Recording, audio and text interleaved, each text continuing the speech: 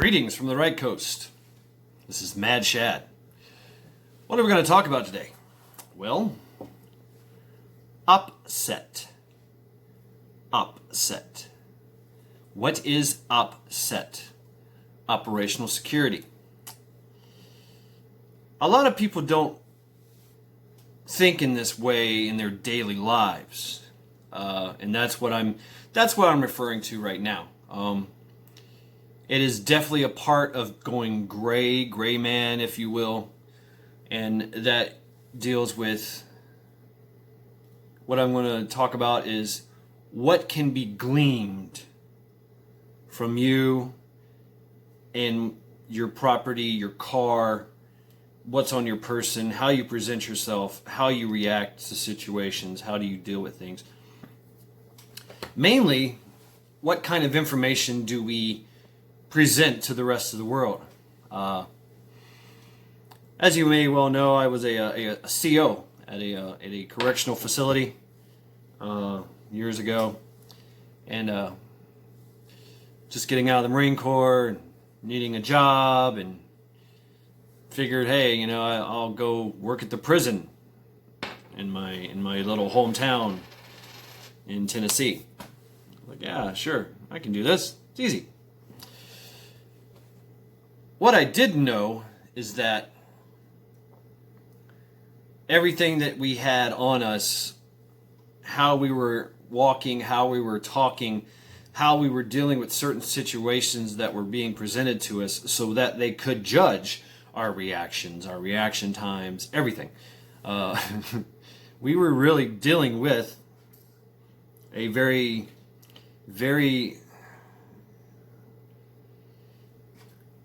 what do they call it? The liars in wait, if you will, if you follow that kind of teachings, the liars in wait. We were constantly under surveillance and constantly being scrutinized. Constantly. So, one of the things were keys. At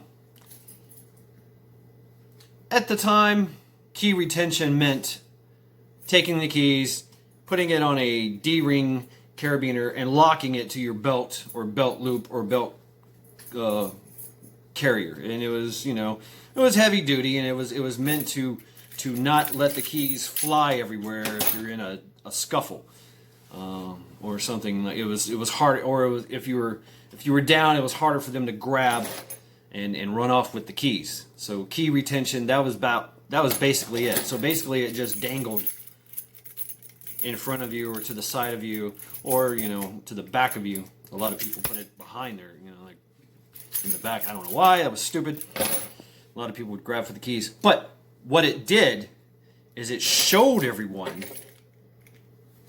the key. Now, I just showed you that. From that, just brief little show, brief little, whatever, you can now figure out that key. There are people that sit there and go, and they'll count it and go 5, 3, 1, 2, 0. Got it. And they'll go make a key. It wasn't that hard in prison to make keys. I'm sliding here. There we go. It wasn't hard at all. We found on a room search that we did, we had these for the prison. We had these big fucking keys. They're huge, and they were just basic, simple for the doors. We had electronic doors and all that with push button and camera. So you had to authorize, hey, so and so open the door, and we had radios, and we would just. I could walk freely throughout the place with, central control going, okay, let them in, okay, hey, open door 571, boom, door was open, or I'd have to wait, or open, dorm 5, entry, boom, open, usually it was intercom, or if I couldn't get them on the intercom, I used my radio, and they were watching from their cameras, but I always had an override key. I could go in and just shunk. If something happened, I could go, fuck! open the door and run in, or run out if I needed to. So even though we had that redundancy, those keys were literally keys to freedom, and we all carried them. They were everywhere. Key retention, you had to sign them in and all this and that. Anyway, I'm getting out there, but we would walk around with these keys just dangling from our freaking belt loop. So we figured it out the hard way. Once we did an inmate room search, we found these keys, the same keys made out of melted plastic. They had literally taken a mold, usually out of soap, and they laid it out and they melted plastic and they made freaking keys. Yes, and some of them actually worked. Kind of scary. Kind of scary. It opened our eyes. It opened our eyes. It was a brand new prison too. That just opened. Not saying that we didn't know what the fuck was going on, but it was something that was like, whoa, what? Wait a minute. Yeah, these inmates were just sitting there, and by memory, looking at the key and going back and making notes, drawing it out, making things that worked and what didn't work, and they would talk and discuss amongst themselves. Hey, what did you see there? Did you see this or did you see that? Did you see a notch? Did you see a drop? How big was the notch? They were having these discussions amongst themselves and going and making these keys and possibly testing them out. Some actually worked. So they could have just wreaked havoc throughout the place if they wanted to. And that was just one room search. It prompted us to search other rooms and step up our game, if you will, in that aspect. But it prompted them to speaking of cons, one just walked by my window. Right. Speaking of, it prompted us to install a key retention system that would block their vision of said keys. We put them in our pockets. We were required to put them in our pockets and not to flash them out everywhere. And when we would use the key, we would take the key and we would go like this and put our hand over it so nobody could see what we're doing when they couldn't see the key. So yeah, I mean, I just showed you my key. It's very simple. Yeah, you can literally figure that shit out with what Deviant Olem talks about, caliberize. You can make these calibers and you can make that. And this con is here we go. This is serious. Stand by. Okay, I'm back. Never mind, false alarm. Landlord was walking around giving out papers. Anyway, what was I talking about? Yes, we found keys that the inmates were making out of melted plastic and using mold made out of soap. It prompted the prison to instill the key retention gleaming system, if you will, anti-gleaming system, and literally put them in our pockets. Now, mind you, these keys were this freaking long and they're kind of heavy. I mean, you could a bunch of keys in your hand that you needed for your daily routines and route were a lot. And you had to sign them out and turn them back in and sign them in. There was no messing around there. But yeah, they had keys. Yeah. Working in the prison was interesting. You got to know. You get to learn.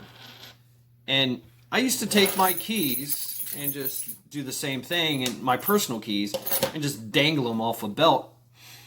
I would retain those keys, but I figured they're trapped inside. They're not going to need my, I don't know, I just wasn't thinking. You just don't think about these things. And, you know, these inmates spend a lot of time studying, watching, learning, discussing it with others of various degrees of intellect and of specialties. So, I mean, one of my most eye-opening moments was just having a conversation, and the guy was like, "Yeah, I can tell everything about you," and he read me right there. He's just boom, it went from head to toe. Looked at my keys, and he was very accurate. He told me, he says, "Yep, you drive a Chevy S10 truck. It's you also have, you live in an apartment. You have a P.O. box. Looks like you have a shed or storage key. That's a padlock. That looks like a gun safe key." So he just nailed me down right there. He's like, "Oh, you're probably military, and he just went on down the line. And he said, "Yeah, most of that I got from looking at your keys." Yeah, wow. Looking at my hands, looking at my eyes and my face, and just putting it all together. How I conduct myself. He said that there was little things that I would do. I would always go around a corner wide and not go quickly and button hook a corner. He said, "Yeah, you're very serpentitious when you walk around, but you're also crafty, and you don't want people to know that you're very, observant." So he said, "You are definitely somebody to look after. Most of these guards, most of these COs are just whatever." And I would talk to people. I would talk to them. I would talk to these inmates like they were people, because they were people. But I always kept a very healthy distance and respect, and demanded a respect from them. But I would carry on with dialogue and conversation, and learned a lot. Learned a lot. So yeah, be careful of your keys. Throwing them out and about. If you have a knife, don't carry a knife where they can see it, unless that's your purpose. We've seen a lot of fixed blade knives of certain length, hunting knives, can just be worn open, and they look like freaking short swords. The motorcycle gangs get away with it. Because they know the law, and here you can carry a large freaking knife that looks like a freaking short sword openly on your person as a hunting knife, because that's what it is. Now it's funny how it degrees very. If you have a knife that is, if you have a concealed blade that is longer than the width of your palm, then that's considered a concealed weapon. But if you have it hanging off the side in full view, it's not illegal. I don't know how all that works. There's some other laws that I found out. I can carry my gun in my car, in my trunk, my console, or my glove box, fully loaded, whatever condition I wish, ready to go. But I cannot. How's it go? If I have a rifle, it has to be broken down and made into a 3-4 part system to make it operational. I don't understand that either. Uh-oh. Crazy cats. Hang in there, brother. Don't come this way. So, no, relax. It's okay. Yeah, man. All right. Chill. Oh, fuck. I think we're good. Okay. He's not. Oh, maybe not.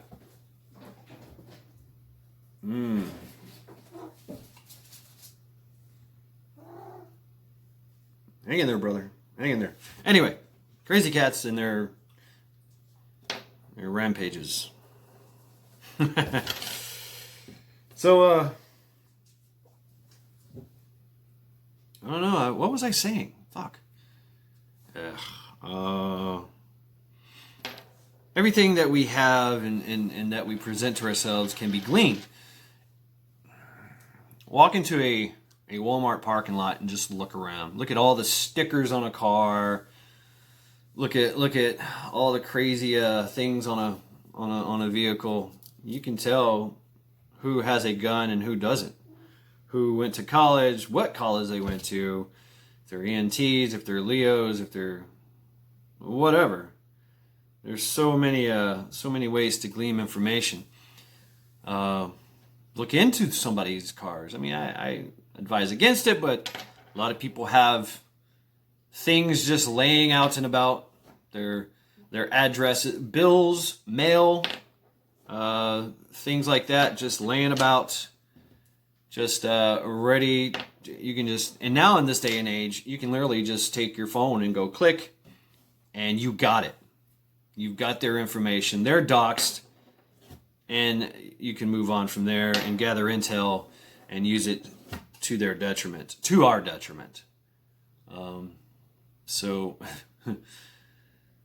having this knowledge that they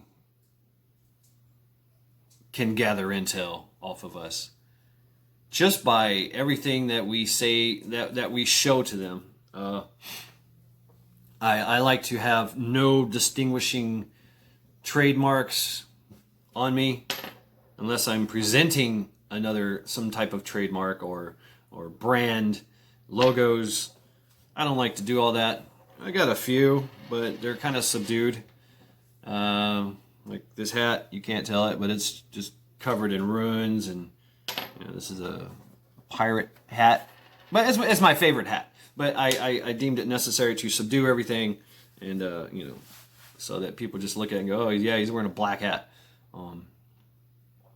But if you look closely, you'll see a bunch of runes and shit on it. So that's just me. I like to ruin everything. But how we present ourselves is very important to those who wish to do us ill, to do us ill will, and they will. People will take advantage. Oftentimes, before somebody breaks into your house, they will sit there and case the joint and wash it constantly. And they'll try to do it in a way that you cannot tell that they're watching. So there's eyes, and the hills have eyes, and the walls have ears. So it's always something that you got to be on top of. And that's just the way it is. That is just the way it is. People are always going to, especially in this day and age where there's so much electronic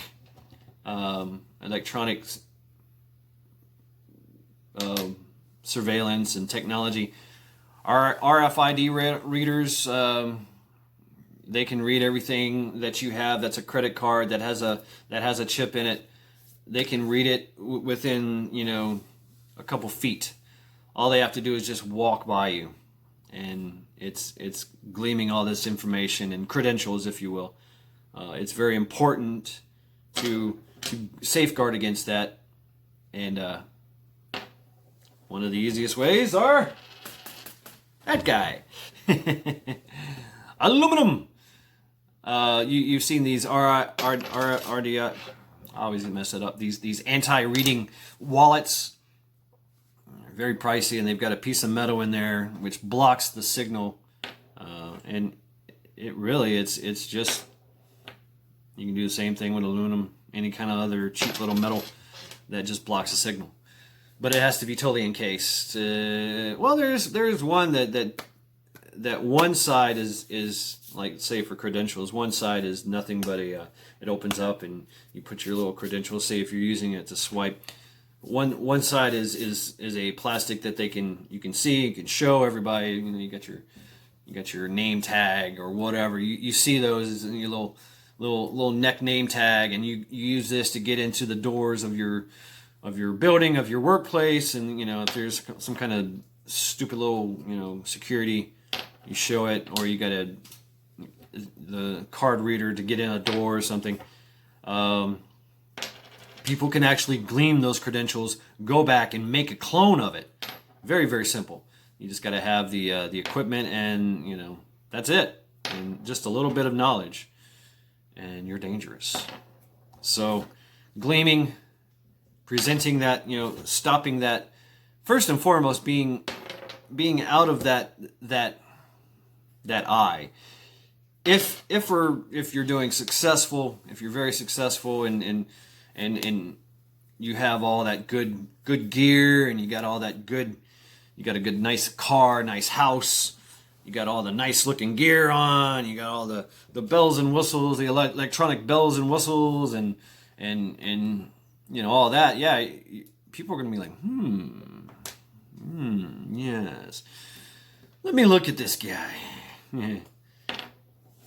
Oftentimes, the successful become a little naive, thinking that nobody's going to come after them until they do.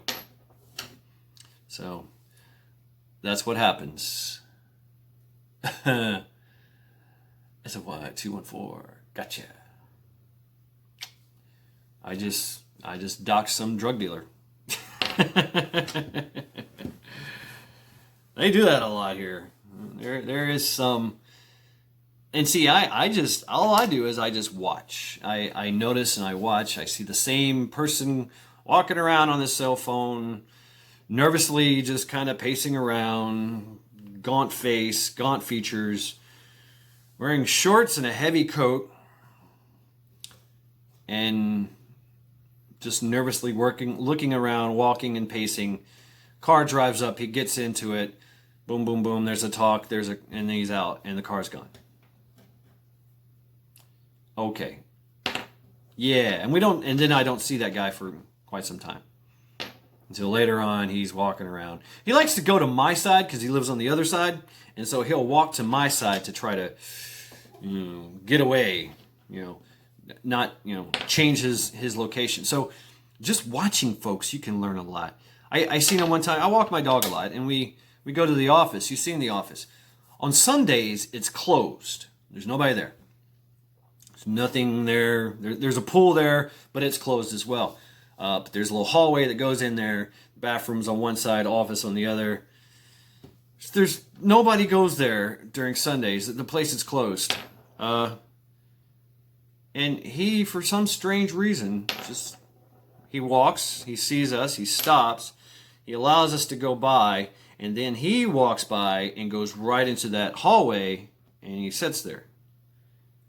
And I'm like, what the fuck is this guy doing? Come on, guy. Come on, dude.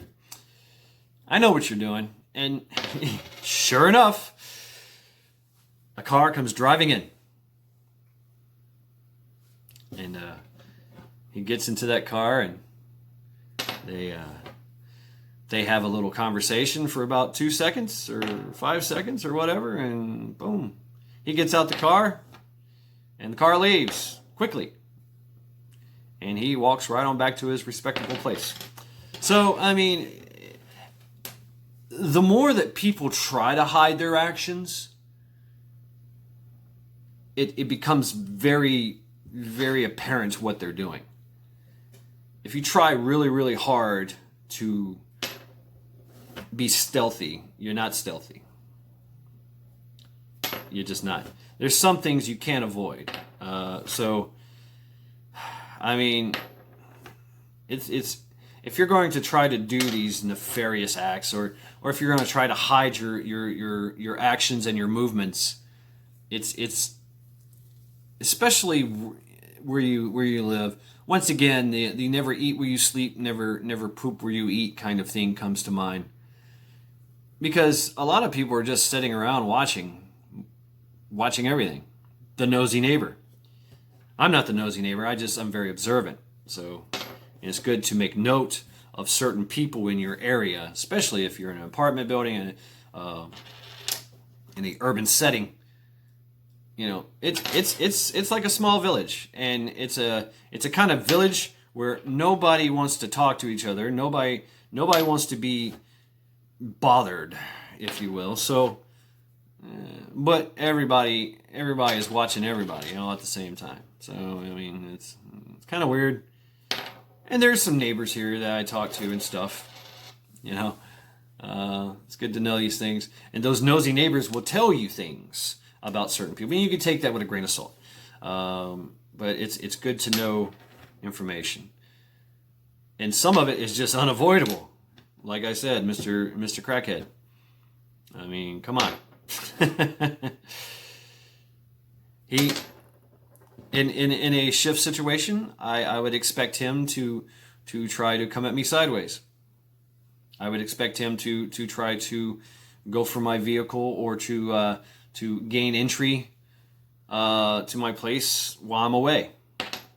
I would expect that. I would expect that from him because he's going to be desperate. He's got that desperate thing about him. And of course, he has the addiction, and that addiction and that when you don't get what you want or need, a certain type of desperation lays into you, and you feel it, and it makes people do things that they normally wouldn't do.